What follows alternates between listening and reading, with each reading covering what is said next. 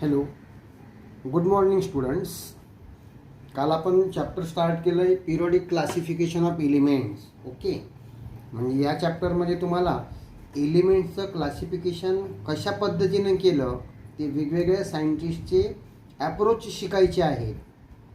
कालच्या लेक्चरमध्ये आपण ओळख करून घेतली इंट्रोडक्शन, म्हणजे जसं मॅटर 3 प्रकारचं असतं, सॉलिड, लिक्विड आणि गॅस. हे 8वी-9वी वर्गात तुम्ही शिकलेले आहेत. ओके, मॅटर ज्या सबस्टन्सपासून बनलेलं असतं, ओके, त्याच्या अकॉर्डिंग मॅटर 2 प्रकारचं, pure matter and impure matter. तुमच्या टेक्स्टबुकमध्ये जे अगदी स्टार्टला 4 क्वेश्चन दिलेले आहेत ना, त्यांचे आन्सर्स तुम्हाला लिहायला सांगितले होते. आता आपण ऑनलाईन शिकतोय ना, मग इथं काय, जे मी क्वेश्चन तुम्हाला देणार आपल्या ग्रुपमध्ये ते तुम्ही वहीत लिहायचे आणि तुम्ही लिहिलं आहे याचा पुरावा म्हणून आम्हाला त्याचे फोटो पाठवायचे. आधी ते काम करा. त्या सुरुवातीला जे 4 क्वेश्चन दिलेले आहेत त्याच्याबद्दल एक्सप्लेनेशन, उत्तरं मी कालच्या लेक्चरमध्ये सांगितलेले आहेत. ओके, आता आपण डोबेरिनस ट्रायडबद्दल चर्चा करू. तर त्याच्या आधी परत एकदा रिव्हिजन करू. आपण एलिमेंटचं क्लासिफिकेशन आपण शिकणार, पण सगळ्यात आधी एलिमेंटचं क्लासिफिकेशन करण्याची गरज का पडली, मी तो पण एक क्वेश्चन नंबर 5 म्हणून दिलेला होता. Why there is need of classification of element. तर त्याचं उत्तर तुम्हाला लिहायचं आहे.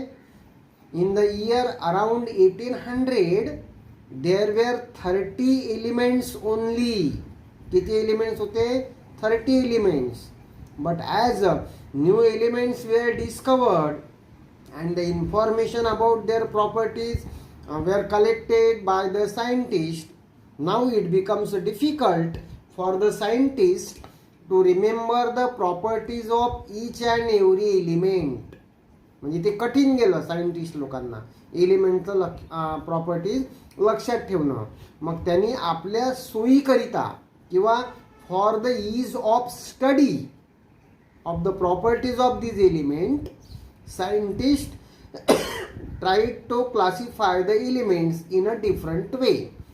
आता एलिमेंटचं क्लासिफिकेशन करायचं म्हणजे एलिमेंटला ज्या काही प्रॉपर्टीज असतात त्या प्रॉपर्टीजला विचारात घेऊन सिमिलर प्रॉपर्टीवाल्या एलिमेंटचा एक ग्रुप करायचा, वेगळ्या प्रॉपर्टीवाल्या एलिमेंटचा दुसरा ग्रुप, आणखी वेगळ्या प्रॉपर्टीवाल्या एलिमेंटचा तिसरा ग्रुप. यालाच काय म्हणायचं? Classification of elements. ओके, मग why there is need of classification of element? For the ease of study of the properties of these elements, scientists felt the need of classification of elements. Clear? आता आज एलिमेंटचं classification कोणत्या सायंटिस्टने केलं ते actual classification आपण शिकणार. सगळ्यात आधी एलिमेंटचं classification केलं डोबेरिनर. ते आपण शिकणार under the topic Doberin's triad. Okay, in the year 1871, Dobereiner suggested that properties of elements are related to their atomic masses. म्हणजे त्यांनी एलिमेंटची कुठली प्रॉपर्टी विचारात घेतली? Atomic mass of the element he considered as a property for the classification of elements. मग त्यांनी काय केलं? He prepared the group of 3 elements having similar properties. म्हणजे त्यांनी 3 एलिमेंटचे काय पाडले? ग्रुप्स पाडले. 3 एलिमेंटला एका ग्रुपमध्ये, दुसऱ्या 3 एलिमेंटला दुसऱ्या ग्रुपमध्ये, तिसऱ्या आणखी 3 एलिमेंट्सला तिसऱ्या ग्रुपमध्ये. अशा पद्धतीनं त्यांनी 3 एलिमेंटचे ग्रुप पाडले हॅव्हिंग सिमिलर प्रॉपर्टीज. म्हणजे ज्या एलिमेंटच्या प्रॉपर्टीज एकमेकांना सिमिलर आहेत अशा 3 एलिमेंटचे त्यांनी ग्रुप पाडले. And the group of 3 elements having similar properties, the group of 3 elements having similar properties is called as triad. Okay, म्हणजे त्याच्या क्लासिफिकेशनमध्ये एक ग्रुप जो आहे 3 एलिमेंटचा त्याला एक पहिला ट्रायड, दुसऱ्या 3 एलिमेंटच्या ग्रुपला दुसरा ट्रायड, तिसऱ्या 3 एलिमेंटच्या ग्रुपला तिसरा ट्रायड. अशा पद्धतीनं त्यांनी ट्रायड्स तयार केली. मग आता डिफाईन ट्रायड असा 1 मार्क्ससाठी क्वेश्चन आला तर तुम्ही काय लिहिणार? तुम्ही लिहायचं आहे the group of 3 elements having similar properties is called as triad. Okay. आता त्या ट्रायडमध्ये त्याला काय दिसलं ते पण बघू आपण आता. He arrange the elements in the increasing order of their atomic masses in triad. म्हणजे ट्रायडमध्ये जी 3 एलिमेंट त्यांनी ठेवले, सगळ्यात आधी ज्याचा ॲटॉमिक मास सगळ्यात कमी त्या एलिमेंटला ठेवलं, त्याच्यापेक्षा जास्तवाला सेकंड नंबरवर, सगळ्यात जास्तवाला थर्ड नंबरवर. Okay. So how he arrange the elements? He arrange the elements in the increasing order of their atomic masses in the triad. Okay. मग त्याला काय दिसलं? He found that atomic mass of middle element is approximately equal to average of atomic masses of other 2 elements of triad. What he found? He found that atomic mass of middle element is approximately equal to average of atomic masses of other 2 elements of triad. ॲव्हरेजसाठी तुम्ही word वापरू शकता arithmetic मीन, म्हणजे मराठीमध्ये याला बोलतात सरासरी. ट्रायडमध्ये जे 3 एलिमेंटचे group असतात, मग जो 3चा ग्रुप असतो त्याच्यात कुठला तरी एक एलिमेंटमध्ये असतो, एक त्याच्या लेफ्ट साईडला, एक त्याच्या राईट साईडला. मग या स्टेटमेंटचा अर्थ काय आहे?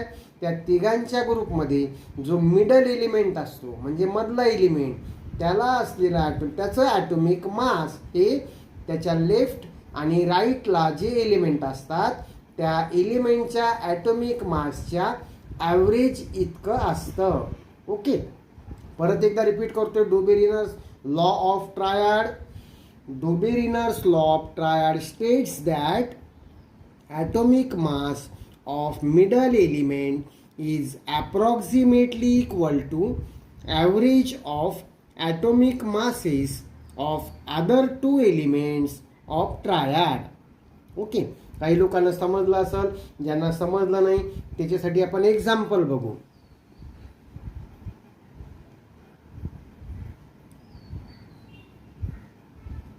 Okay.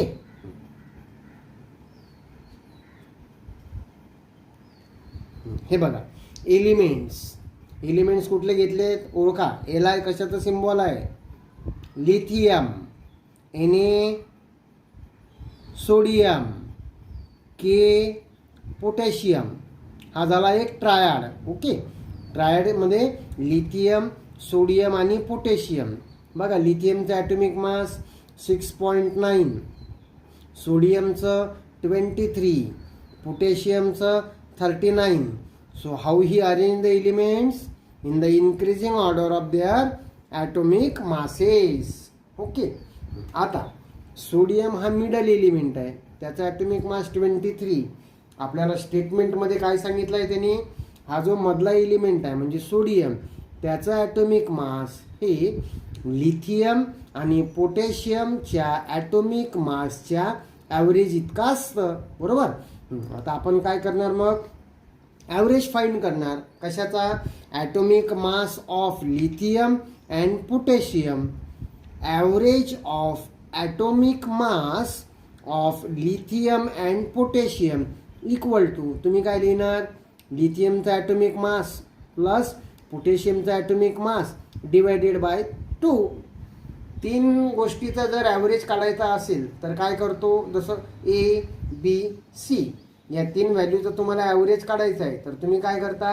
A + B + C divided by 3.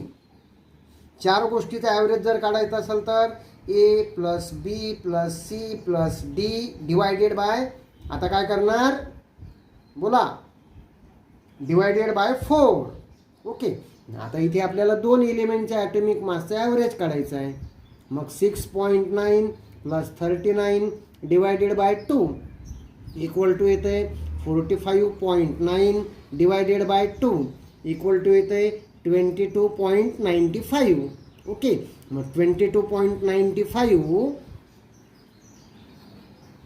Is nearly equal to 23. आणि 23 काय आहे? ॲटॉमिक मास कशाचं? सोडियमचं. 23 is the atomic mass of sodium.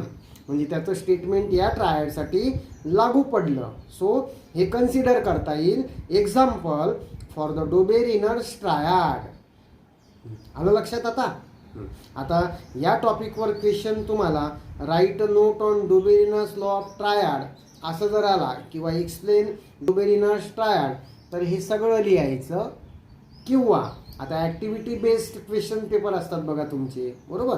किंवा आम्ही तुम्हाला ट्रायड्स देऊ, मग त्या ट्रायडवरनं तुम्हाला आम्ही क्वेश्चन विचारू. काय? Identify the triad from the following. जसं टेक्स्टबुकमध्ये दिलेले आहेत बघा, ते तुम्ही बघायचे आहे. सॅम्पलसाठी मी एक एक्झाम्पल इथे घेतलेलं आहे टेक्स्टबुकमधलंच. मॅग्नेशियम 24.3, कॅल्शियम 40.1, SR कशाचा सिम्बॉल आहे? Strontium, STRONTIUM. स्ट्रॉन्टियमचा सिम्बॉल SR, त्याचा ॲटॉमिक मास आहे 87.6. मग आम्ही तुम्हाला काय विचारणार? हे दिलेलं एक्झाम्पल डोबेरिनरचा ट्रायड आहे किंवा नाही, किंवा does this triad satisfies the Dobereiner's law of triad. मग त्याच्यासाठी तुम्ही लोकांनी काय करायचं आहे? आता बघा, मॅग्नेशियम आधी ठेवला आहे, त्याच्यानंतर कॅल्शियम, त्याच्यानंतर स्ट्रॉन्टियम. म्हणजे आतापर्यंतच्या एक्सप्लेनेशनवरनं तुमच्या काय लक्षात आलं आहे? डोबेरिनरनी काय सांगितलं लॉ ऑफ ट्रायड्समध्ये? मॅग्नेशियम आणि स्ट्रॉन्टियम ह्यांच्या ॲटॉमिक मासचा ॲव्हरेज हा जवळपास किंवा एक्झॅक्टली सेम आला पाहिजे. कोणाच्या ॲटॉमिक मासच्या? कॅल्शियमच्या. जसं इथे मी लिथियम, सोडियम, पोटॅशियमचं कॅल्क्युलेशन केलं आहे, तसंच तुम्ही लोकांनी हे यांचं कॅल्क्युलेशन करायचं. या मॅग्नेशियम आणि स्ट्रॉन्टियमच्या ॲटॉमिक मासचा ॲव्हरेज काढायचा. ती व्हॅल्यू जर 40.1च्या जवळपास, म्हणजे 1-2चा डिफरन्स चालणार, ॲप्रॉक्सिमेट जवळपास जर आली तर तुम्ही काय लिहायचं? Yes, it is the Dobereiner's triad. आणि जर वेगळं 4-5 म्हणजे डिफरन्स जास्त आला, फरक जास्त आला, तर तुम्ही काय लिहायचं? दिस is not Dobereiner's triad. Okay. तुमच्या टेक्स्टबुकमध्ये आणखी 2 एक्झाम्पल दिलेले आहेत आणि आमचा क्वेश्चन आहे तुम्हाला टेक्स्टबुकमध्येच विचारला आहे, which of the following is Dobereiner's triad. जर ॲन्सर ॲव्हरेज इतकं आलं तर येस ॲन्सर लिहायचं, yes it is Dobereiner's triad. आणि ॲन्सर जर वेगळं आलं तर it is not Dobereiner's triad. आलं लक्षात? आता हे झालं सगळ्यात पहिलं क्लासिफिकेशन फॉर द एलिमेंट्स. पण Dobereiner failed to explain all the discovered elements up to his time. Okay. म्हणजे त्यांनी ॲटॉमिक मासला विचारात घेऊन जे एलिमेंटचं क्लासिफिकेशन करण्याचा प्रयत्न केला होता, तो त्याच्या वेळेला जे काही एलिमेंट्स डिस्कवर झाले होते त्या सगळ्या एलिमेंट्सला ते क्लासिफिकेशन लागू पडलं नाही.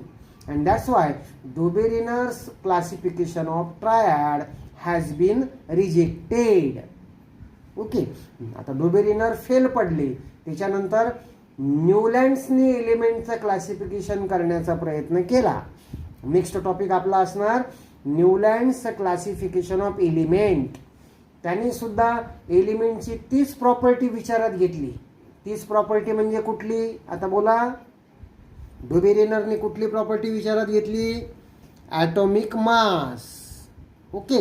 म्हणजे न्यूलँड्सनी सुद्धा एलिमेंटची 30 प्रॉपर्टी विचारात घेतली आणि एलिमेंटचं क्लासिफिकेशन थोडं वेगळ्या पद्धतीने केलं. कशा पद्धतीने केलं ते आपण नेक्स्ट लेक्चरमध्ये शिकणार. ओके.